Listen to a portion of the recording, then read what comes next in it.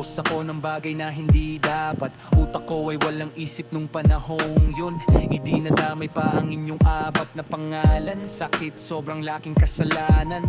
Nakita ko ang mga mukha ninyo, galit at tiyan na hindi maipaliwanag. Sa puso ko alam kong ako lang ang may sala. Walang iba pa, totoo yan. Hindi ako magtayo-tago, harap ko kayo ngayon lahat. Sasabihin ko ng malakas, patawad sa lahat ng kirot na ibinigay ko sa inyo.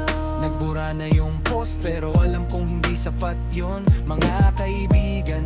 Kaya ngayon tatanungin ko kayo, galit pa ba kayo sa akin?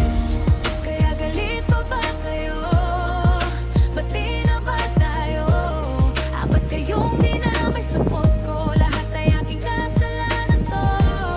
Hindi ako magtataas ng kamay para ipagtatanggol ang sarili ko. Sana sabihin ninyo na hindi na kami galit, pati na tayo ulit, yun lang ang hinihintay ko. Mga araw na nagkalayo, walang chat, walang tawag. Puso ko ay nananakit, wala kayong kinalaman. Lahat ay sakin ng katangahan, tiyak na.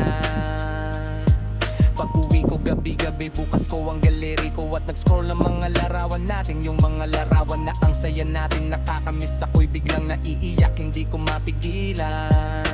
Naisip ko paano ko nagawa to, paano ko mawawala ang apat kong pinakamamahal na kaibigan. Luhang tumutulo sa mukha ko habang binabalik tanaw ang lahat ng masasayang sandali Ba't di natin. ako magtataas ng kamay para ipagtatanggol ang sarili ko? Sana sabihin ninyo na hindi na kami galit, ba't di na tayo ulit, yun lang ang hinihintay ko. Galit pa ba kayo? Ba't di na ba tayo? Apat kayong dinamay sa post ko, lahat ay aking kasalanan to.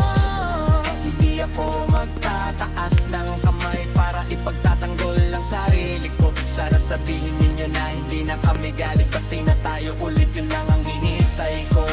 Galit pa ba kayo? Ba't di na ba tayo?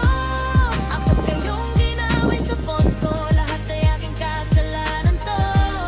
Hindi ako magtataas ng kamay para ipagtatanggol ang sarili ko. Sana sabihin ninyo na hindi na kami galit, ba't di na tayo ulit, yun lang ang hinihintay ko. Galit pa ba kayo? Ba't di na ba tayo? Nakatingin ako sa mga larawan natin. Sana sabihin ninyo na. Oh, kasi kayo ang pinakamahalaga sa buhay ko. Yeah. Yeah. Yun lang ang hinintay ko.